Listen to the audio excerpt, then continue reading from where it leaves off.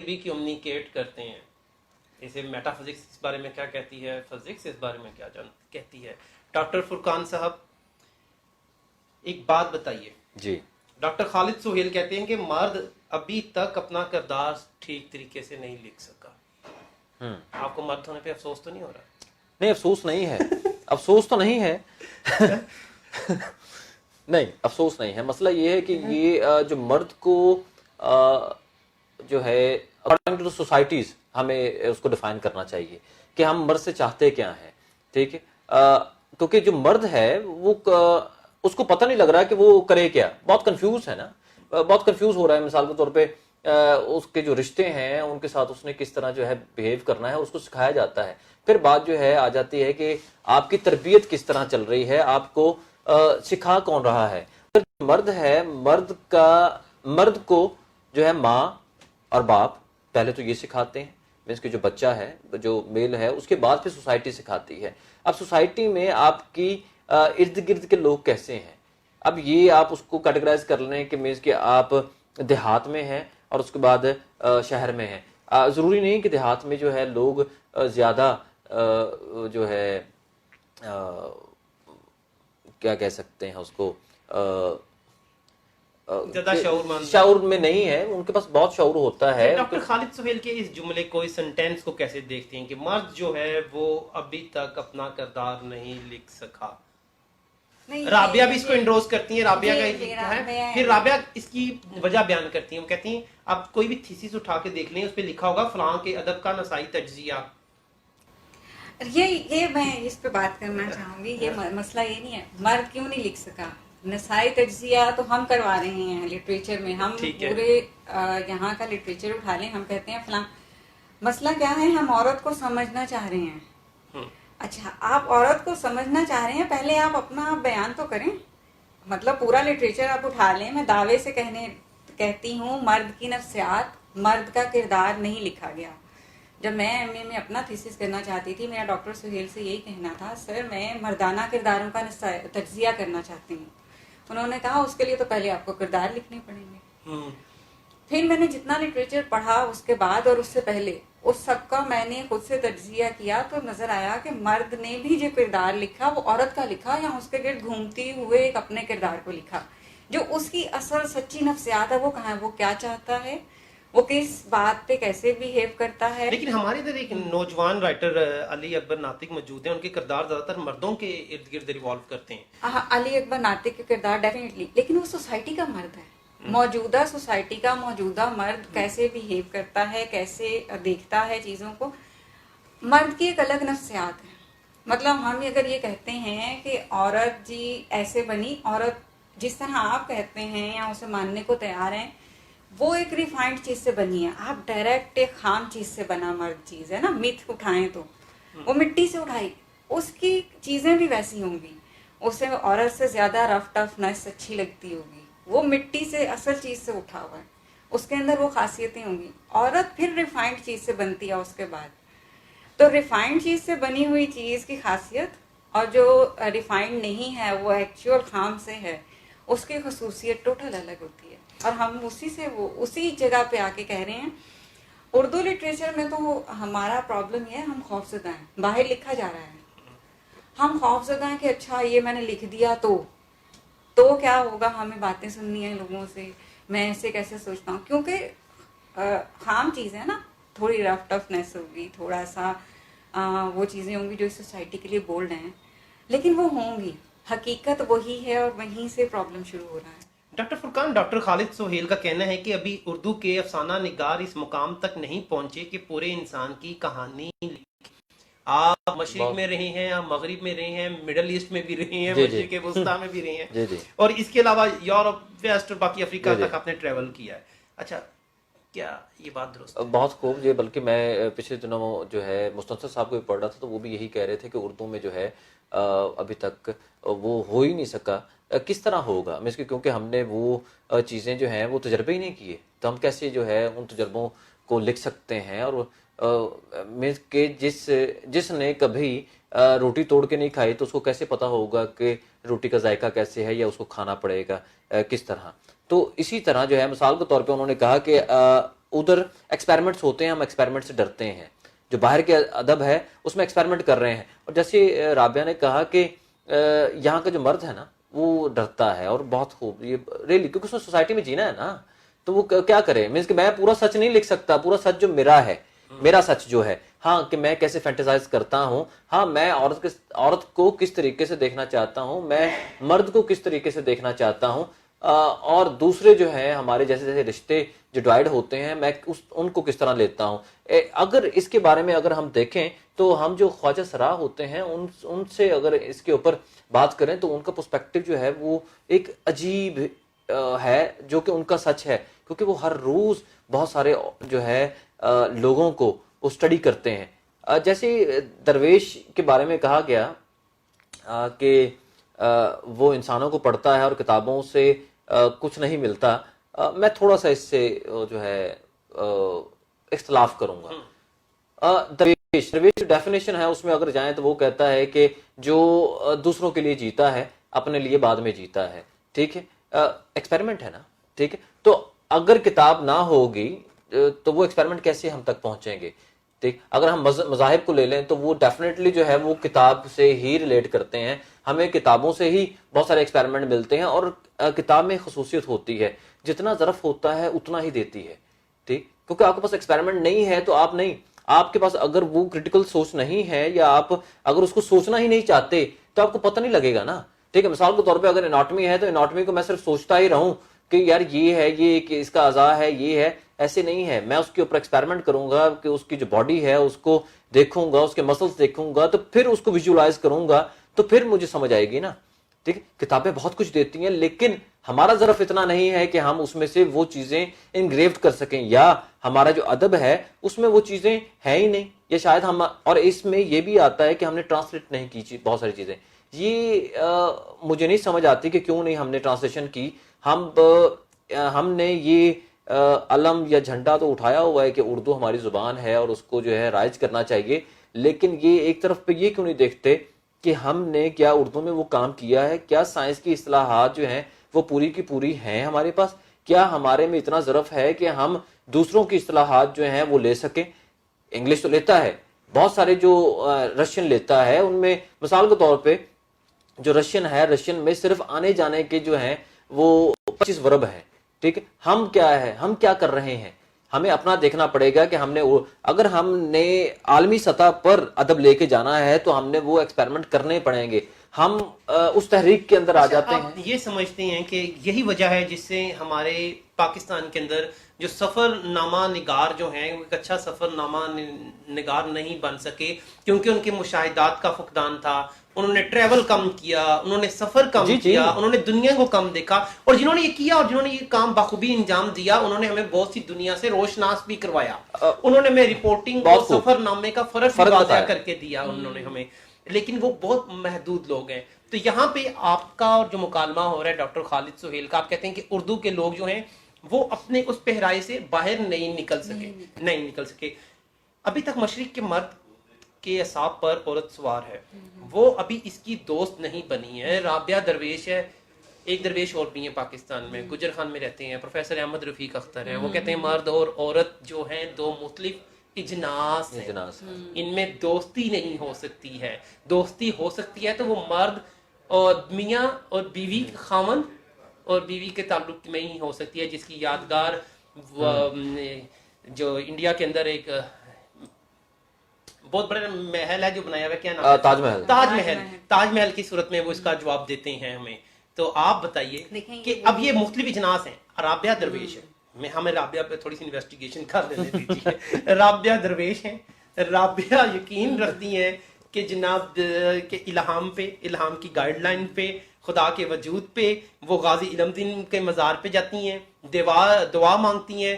دعا کی تعبیر انہوں نے سوچی نہیں ہوتی, لیکن تعبیر اسی طرح ہی ہوتی ہیں جس طرح انہیں خواب کی تعبیر چاہیے تھی, اسی طرح جو انہوں نے خواب دیکھا تھا دعا کے تھرو اس خواب کو مانگا اور خواب کی تعبیر ہو گئی.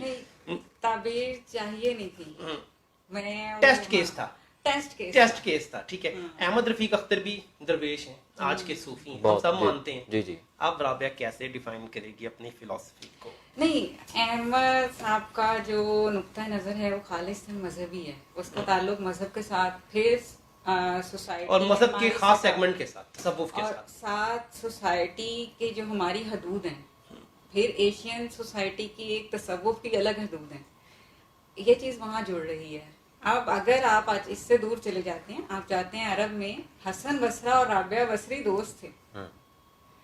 رابعہ بصری اپنے دور کی اس وقت وہ ایک وہ صوفی تھی جن کے ہم اثر 3 بڑے مرد صوفی گزرے، اس کے بعد 3 قلندر آتے ہیں، اور وہ سارا کیا تھا پھر، وہ تو ماروینیاں بھی نہیں تھے، لیکن اس دوستی کے ایک پروٹوکولز وہ الگ تھے. نہیں، حسن بصری اور رابعہ بصری تو دوست تھے نا، ان کا تو پورا وہ ملتا ہے ایک، اگر آپ پوری کی پوری دونوں کی ہسٹری. اچھا، اگر آپ انہیں دوست نہ کہیں، آپ یہ کہہ لیں کہ ان کے درمیان مکالمہ ہوتا تھا یا وہ آئیڈیاز کو شیئر کرتے تھے، تو نہیں، کیا اس کے لیے دوستی شرط تھی؟ دوستی ڈیفینیٹلی شرط تھی. کسی بھی چیز کے لیے، کسی بھی ریلیشن کی پہلی ضرورت کیا ہے؟ ضبط. اب ضبط ہوگا دوسرے کی بات سنیں گے، ضبط نہیں ہوگا آپ نہیں سنیں گے. ڈاکٹر خالد سہیل جو ہے نا، مذہب کے باب میں کہتے ہیں کہ 4 ارب لوگ جو ہیں نا وہ مذہبی روایات کے ساتھ بندھے ہوئے ہیں، 2 ارب لوگ جو ہیں وہ روحانی روایات سے بندھے ہوئے ہیں، اور 1 ارب لوگ جو ہیں وہ سائنسی اور سیکولر روایات پہ یقین رکھتے ہیں.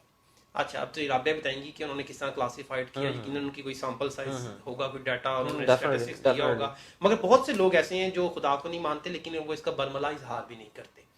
لیکن ڈاکٹر صاحب کی ہی اپنی تحریر میں وہ کہتے ہیں کہ بدھا نے کہا مسافت کو میلوں سے نہیں، مسافر کی تھکاوٹ سے ناپنا چاہیے. اچھا، بہت بڑے صاحب علم ہیں ڈاکٹر خالد سہیل، ہم تو شاید ان کے پاس بھی نہیں پہنچتے، لیکن یہاں پہ وہ اس بندے کا کوٹ کر رہے ہیں جو الہام سے انسپائرڈ ہے. بدھا الہام سے انسپائرڈ ہے. رابعہ، کیا مکالمے میں آپ نے اس پہلو کو جگہ دی تھی؟ اس پہلو کو کہ وہ ایک طرف اس شخص کو کوٹ کر رہے ہیں جو الہام پہ یقین رکھتا ہے، الہام سے انسپائرڈ بھی ہے، اور اس لیے ان کو وہ اپنی کتابوں کے اندر جگہ بھی دے رہے ہیں، اپنی تحریروں کے اندر بھی، اپنے پوائنٹ کو to make it more clear. دیکھیں، وہی بات نا، دوستی کی سب سے پہلی بنیاد، سب سے پہلا ستون ضبط ہے. آپ کو دوسرے کی بات سننی ہے، اور سب سے بڑی بات، بدھا ایک حقیقت ہے، اسلام سے بہت پہلے کی یہ حقیقت ہے. صحیح، ٹھیک ہے. بدھا کا کام، بدھا کسی مذہب سے ریلیٹڈ نہیں ہے، اور نہ خود بدھزم ایک مذہب ہے. جو اس وقت ہمارے پاس بدھزم ہے وہ اس کی ریئل فارم نہیں ہے، ریئل فارم ٹوٹلی الگ ہے. بدھا انسان، وہ جو برہمنوں کے خلاف، وہ جو ایک قانون کے خلاف دوسرا قانون ہے.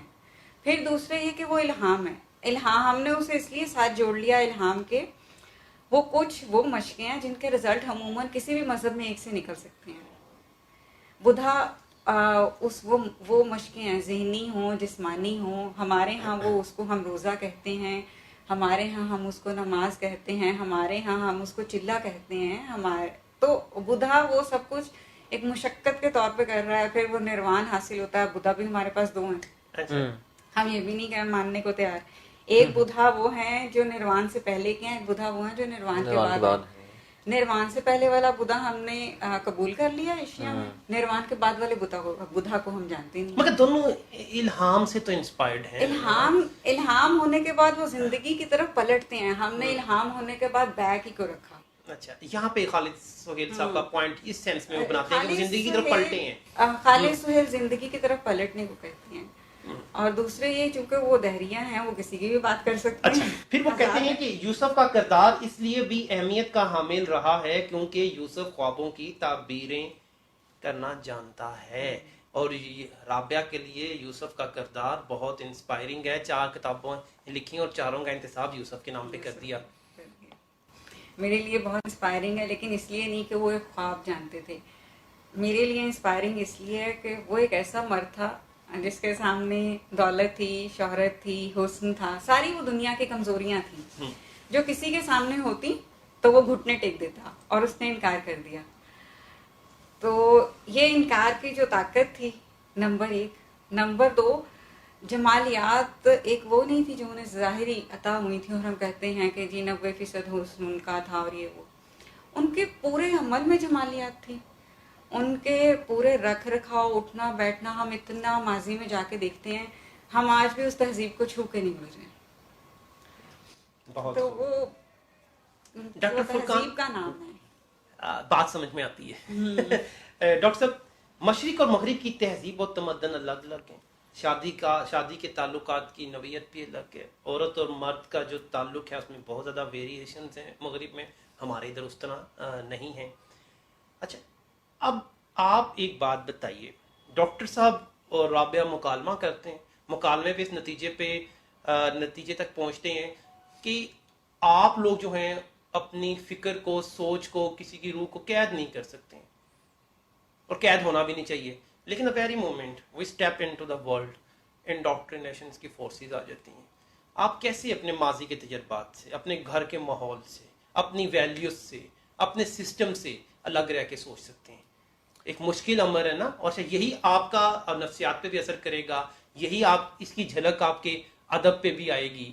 اب آپ لوگ ویسٹ میں عمریں گزار دیتے ہیں جو یہاں سے پیدا ہوئے, یہیں پہ پروان چڑھے, لیکن ان کی سوچ میں کوئی تغیر نہیں آتا. جو ان کی سوچ پہلے ہوتی ہے وہ اسی طرح ہی قائم رہتی ہے, اور بعض اوقات جو ایکسٹرنل فیکٹر ہوتے ہیں وہ بھی انفلوئنس نہیں کر پاتے ہیں. اچھا, ڈاکٹر صاحب کہتے ہیں کہ جو مغرب میں رہنے والا مرد ہے, اگر آپ یہ کہہ رہے ہیں کہ مشرق کے مرد کے اعصاب پر عورت سوار ہے, وہ ابھی اس کی دوست نہیں بنی, اس کا مطلب وہ یہ بھی کہہ رہے ہیں ادروائز کہ جو مغرب کا مرد ہے اس کے اعصاب پہ عورتیں سوار نہیں ہیں, یعنی وہ عورت کو کسی اور نظر سے دیکھتا ہے.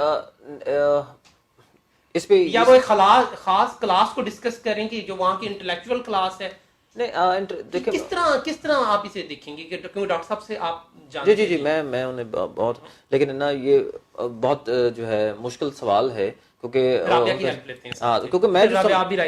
میں جو سمجھتا ہوں اس میں یہ ہے کہ انہوں نے جو پروگرس جو ہے وہ پروگرس, ہمارے جو ڈاکٹر صاحب ہیں وہ چاہتے ہیں کہ ہم دنیا کے ساتھ چلیں, ہم پروگرس کریں, ہم جو ہے اپنے بچوں کو وہ چیز سکھائیں کہ تاکہ ان کو آسانیاں ہو سکیں آگے, تاکہ ان کے رویے بدل سکیں, کیونکہ یہی رہتا ہے. آپ نے بات کی کہ ہمارے جو مشرقی مرد ہیں وہ ادھر جاتے ہیں تو وہ اپنے آپ کو چینج نہیں وہ چینج کرنا نہیں چاہتے اپنے آپ کو, کیونکہ جب وہ چینج کریں گے تو ان کی جو سب سے پہلے ایگو ہرٹ ہوتی ہے نا, ایگو کو جب آپ ہرٹ کریں گے. کہنے کا مطلب یہ کہ کیا مغرب کا جو مرد ہے, دیکھیے نا, ایک اپوزٹ جینڈر کے ساتھ اس کا ریلیشن شپ ڈسکس ہو رہا ہے. جو مغرب کا جو مرد ہے اس کے لٹریچر جو وہ پروڈیوس کر رہا ہے, یعنی وہ اس نے اپنا موضوع صرف عورت کو نہیں بنایا. کہنے کا مطلب مینس کہ وہ اس سے بڑا ہو گیا, مینس کہ ہم جو سوچتے ہیں وہ جو اس کے کہہ رہے ہیں اعصاب پر ہیں, تو وہ سیکس پہ آ جاتا ہے نا. ہم نے جو ہے سیکس کو, ٹھیک ہے, وہ عورت تک محدود رکھا ہوا ہے, ہم سیکس ڈال کی طرف جا رہے ہیں.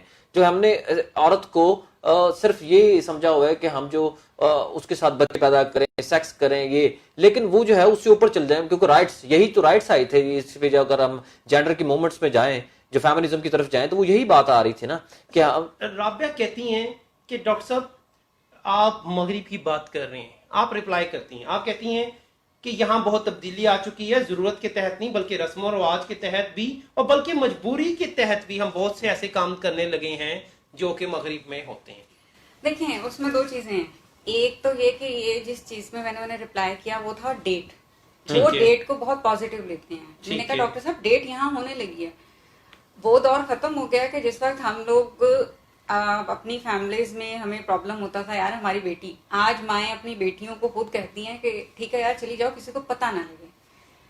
رویہ وہی ہے, سوچ بھی ابھی غلط ہے, لیکن یہ ہماری مجبوری ہے. ہماری بیٹی کی شادی نہیں ہو رہی, ہمارے گھر 5 بیٹیاں, ہم نے 5 بیٹیاں بیانی ہیں, اور ہم نے اسے پڑھا بھی دیا, پڑھا کے ہم نے اس کا وہ جو یہاں والا ڈبہ تھا وہ بھی کھول دیا.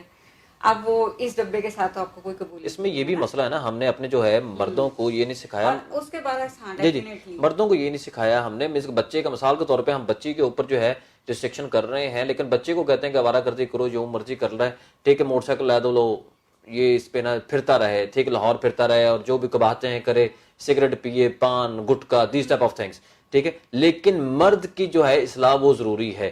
مرد کو تربیت چاہیے ساتھ. ہم بیٹی کی صرف تربیت کر رہے ہیں, ٹھیک ہے,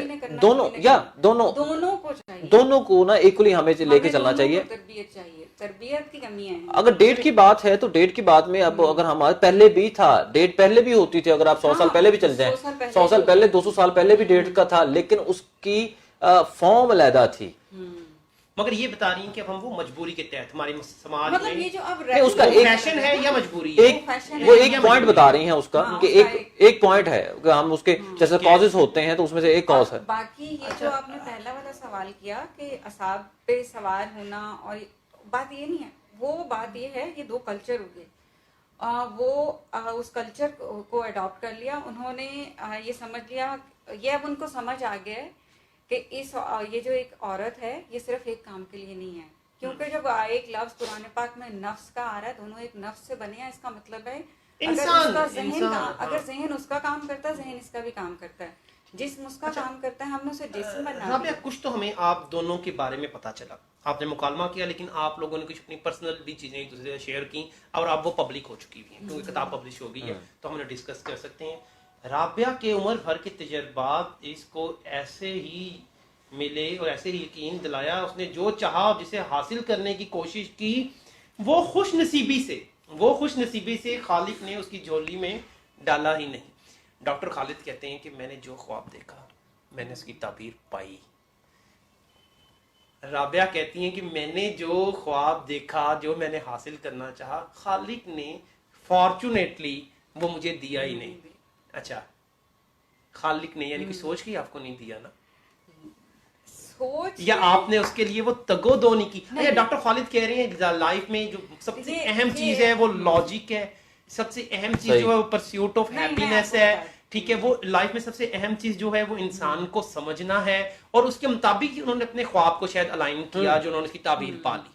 اب رابعہ کی طرف آئیں تو رابعہ, اچھا یہ انویسٹیگیشن نہیں ہو رہی, ہم جسٹ ان کو مکالمے کو سمجھنے کی کوشش کر رہے ہیں. اچھا رابعہ نے کیا اس ڈائریکشن میں کوشش ہی نہیں کی؟ نہیں, میں یا سب کام حادثاتی طور پہ ہوئے؟ سب کام حادثاتی طور پہ ہوئے, اور رابعہ اس نتیجے پہ پہنچی کہ زندگی ٹوٹل کا ٹوٹل حادثہ ہے.